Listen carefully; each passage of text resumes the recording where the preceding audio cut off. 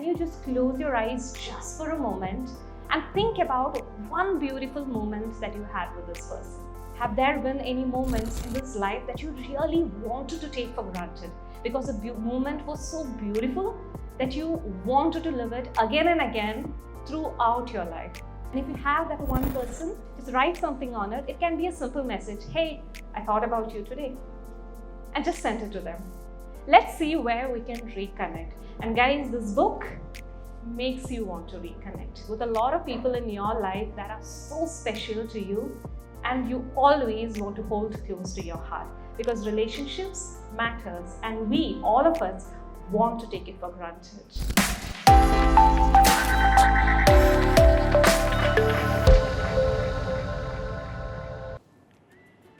Thank you so much. And I've been telling people that I've lately been married to a book because I've fallen in love like crazy, and that book is nothing else but this one. My identity, I'm Naghma and I'm a reader. I think that's more than enough because that's a thing that I resonate with the most. And today I'm extremely happy because I've been reading for, I think, last 25 years. I've always been reading since a child, but this book, I read it literally some 2-3 weeks ago, but I think this has been the best book I've read in my entire life. And I have a lot of crazy bars that I said when it comes to reading.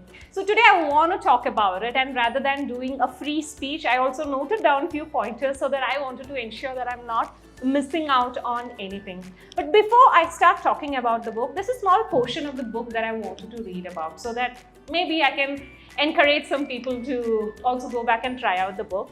So this is chapter number 49. And yes, the book has a lot of chapters. So this goes like this. There is a particular way of missing someone.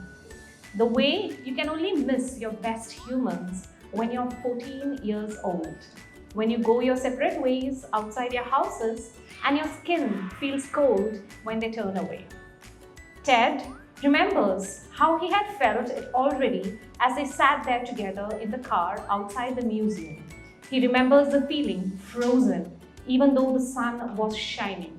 So the scenario here is there are 4 friends. One of them has submitted an art that he painted for a competition.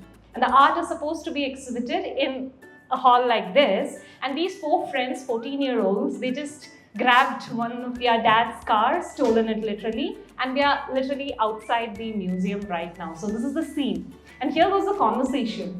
I'm not going to win this competition. You're just going to be disappointed, the artist whispered. He was probably expecting George, one of the friends, to get angry, but instead his friend just leaned over the steering wheel and pointed calmly to the large white building. You're going to fucking win. But that isn't the important thing. Then what is? The artist asked.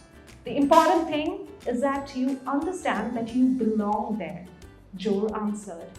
The world is full of miracles, but none greater than how far a young person can be carried by someone else's belief in them. They sat there together in the roar of the car's air conditioning with their eyes closed and their chests rocking. And this book is filled with so many amazing sentences like that. I've annotated like crazy. But then again, coming back to all of you and how we feel, all of us have friends, right? Do we? Yeah? Whoever have friends, someone or the other, at least one person alive. Okay, so all of us have friends who has seen us in all our moods. All our at your best, at your worst, anywhere that you can think of. Now imagine one day suddenly all those friendships, all those memories, all those love is captured into a single painting. How is that painting going to look? Can we even imagine that? And that's where this book, My Friends by Fredrik Backman, even starts. That's where the entire concept is revolving around. This is a story of a young artist, Louisa. She's an aspiring artist and she spots this painting one day. And it's always been with her. This painting has forever been with her because she had a postcard which had the painting of this. Well, everybody thinks it's just a painting of a sea.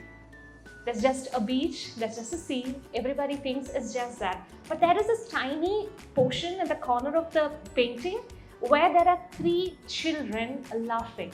While everybody misses to spot these 3 people, it's Louisa, this aspiring artist, who spots these 3 people.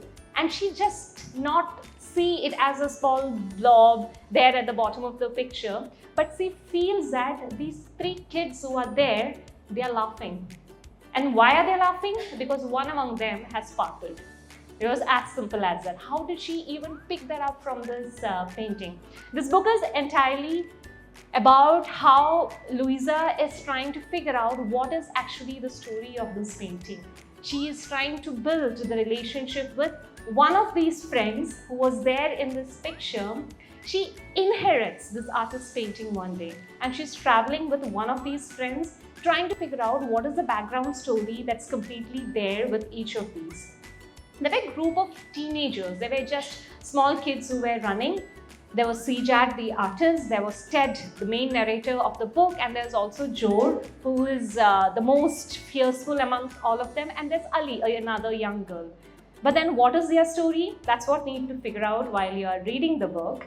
When there is a few years later parting and the painting is now displayed worth millions of dollars, Louisa inherits it and she's searching for it. What is going on behind everything? Backman has written each and every page with such beautiful sentences that only each of us, whoever in your life has had a friend, can connect to. Because there's so many things. It's very easy for us to read a book and cry. But then can we read a book and laugh out loud while we are suddenly sitting somewhere in the group? Like imagine I'm talking, but somebody is in their own world looking at a book, reading from below the chair, and then suddenly the person laughs out loud. This book can actually make you feel that, and that's everything that this book can put up. There's a small part in this book, a small sentence again that is actually very famous and is there in the back of the blurb as well. You have to take life for granted. The artist thinks, the whole thing. Sunrises, the slow Sunday mornings, the water balloons, and another person's breath against your neck. That's the only courageous thing a person can do.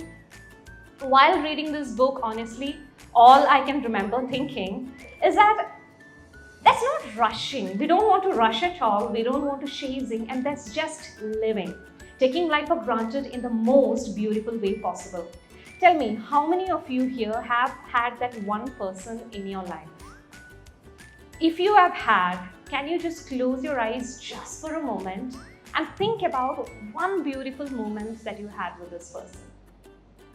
Have there been any moments in this life that you really wanted to take for granted because the moment was so beautiful that you wanted to live it again and again throughout your life?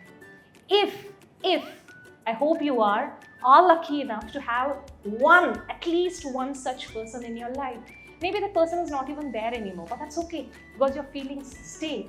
And if you have that one person, once after I finish or once we all step out, just take your phone, we all have that, or take a paper, just write something on it. It can be a simple message, hey, I thought about you today, and just send it to them. Let's see where we can reconnect.